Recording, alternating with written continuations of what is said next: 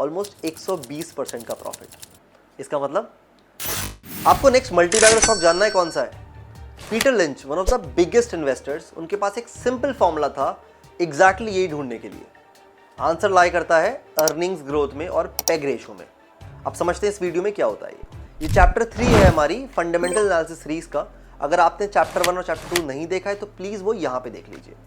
और ये सारे के सारे वीडियोस इंस्पायर्ड है पीटर लिंच के इन्वेस्टिंग स्टाइल से और उनकी 2 बुक से, वन अपॉन वॉल स्ट्रीट और beating the street. Link description में है। अब चैप्टर 1 में हमने समझा था मार्केट कैप क्या होता है और उसको यूज करके हमने स्क्रीनर पे एक फिल्टर बनाया था जिससे हमें 1100 कंपनीज मिली थी स्मॉल कैप और मिड कैप सेगमेंट की। उसके बाद चैप्टर 2 में हमने समझा पी रेशो क्या होता है और उसको यूज करके हमने पोटेंशियल अंडरवैल्यूड कंपनीज ढूंढी थी स्क्रीनर में, जिससे हमारी लिस्ट ये 1100 से 600 की रह गई थी।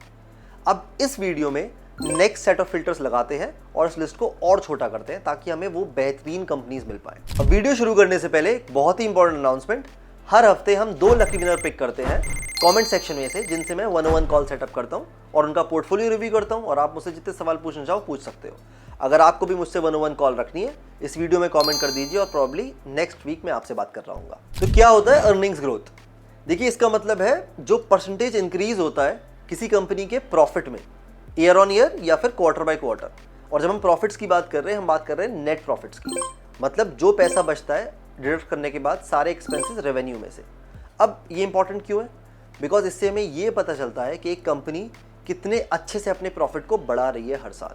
अब आप एक चीज़ सोच के देखो, अगर आप एक अपनी कॉफ़ी शॉप भी खोलते हो आज, अभी आपने वो शॉप खोली है, आप क्या उम्मीद करते हो? अभी आपको अगर इस महीने प्रॉफिट कुछ 1000 रुपये का हुआ है तो अगले महीने और ज़्यादा होना चाहिए, एक साल के बाद और ज़्यादा का होना चाहिए। अगर आपका प्रॉफिट हर साल या हर क्वार्टर बढ़ ही नहीं रहा है तो कोई पॉइंट भी है बिजनेस करने का। इससे अच्छा तो आप जॉब ही कर लो, उसमें सेम सैलरी आती रहती है और साल के एंड में एक छोटा सा अप्रेजल। बिजनेस का सेंस ही तब बनता है जब आप उस बिजनेस को हर साल ग्रो करते हो और वैसे ही स्टॉक का प्राइस भी ग्रो होता है। अब सबसे इंपॉर्टेंट बात इसमें यह है कि स्टॉक का जो प्राइस होता है वो हमेशा फॉलो करता है अर्निंग्स के ग्राफ को। और इसका मतलब क्या है?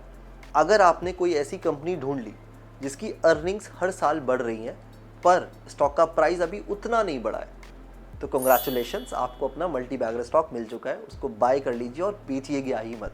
अब एक बहुत इंपॉर्टेंट बात है जो क्लैरिफाई करनी है मुझे आपको। बहुत सारे लोग ये एक्सपेक्ट करते हैं जब कंपनी प्रॉफिट बढ़ाती है तो उसको डिविडेंड पे कर देना चाहिए बहुत सारे लोगों को। पर एक चीज़ सोच के देखिए, एक कंपनी सिर्फ तब डिविडेंड पे करती है जब उसके पास कोई तरीका नहीं होता है अपने आप को और आगे ग्रो करने का, जो काफ़ी सैड है ना। अब आप एक चीज़ सोच के देखो, अगर आपकी अपनी कंपनी भी है, आपका लेट्स से अपनी कॉफ़ी शॉप भी है और उस कॉफ़ी शॉप से आपको बहुत सारा पैसे कमा रहे हैं, तो आपको पता है कैसे कॉफ़ी बनानी है, कैसे कस्टमर्स आने हैं, कहाँ पे बनाना है, वगैरह वगैरह, और आपको बहुत सारा प्रॉफिट हो रहा है। तो जो प्रॉफिट हो रहा है उसको यूज़ करके आप एक नई कॉफ़ी शॉप खोलोगे या फिर उस पैसे को उठा के बैंक अकाउंट में डाल दोगे। मैं उम्मीद करता हूँ आप बोलोगे नई कॉफ़ी शॉप खोलोगे। एग्जैक्टली सेम कंपनीज के साथ होता है। जब एक फास्ट ग्रोइंग कंपनी होती है उसको बहुत सारा कैश चाहिए होता है अपने आप को और ग्रो करने के लिए, तो उन फास्ट ग्रोइंग कंपनी से डिविडेंड एक्सपेक्ट मत करिएगा। दूसरी बात, आपको इससे फ़ायदा ही होगा। जब एक कंपनी आपको डिविडेंड पे नहीं करेगी, इनफैक्ट उस पैसे को यूज़ करके और ग्रो करेगी, तो उसका स्टॉक का प्राइस एकदम 10x 20x हो जाएगा।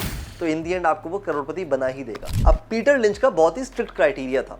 उनके हिसाब से अगर एक फास्ट ग्रोइंग कंपनी है तो वो एटलीस्ट 20 से 25% हर साल अपने प्रॉफिट को ग्रो करनी चाहिए।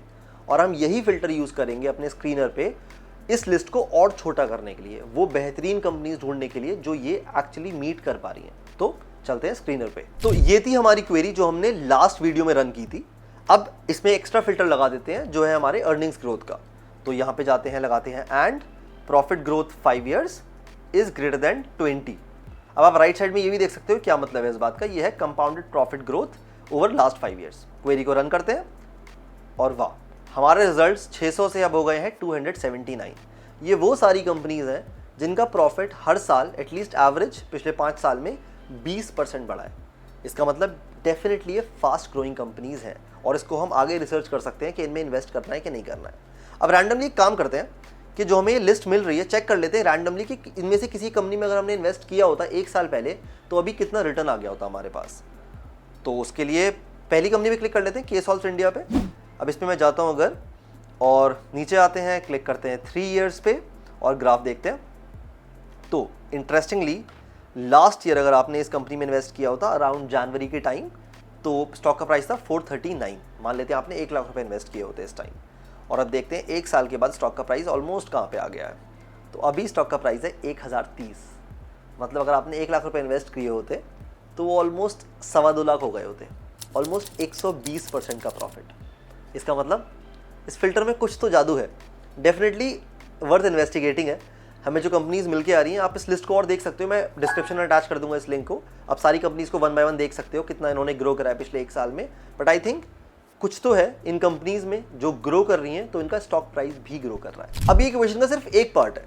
अगर मान लीजिए कंपनी अपने प्रॉफिट को 20% ग्रो कर रही है हर साल, और उसके स्टॉक का प्राइस 50% ग्रो हो गया है हर साल, तो क्या वो अंडरवैल्यूड कंपनी है? आई थिंक नहीं है।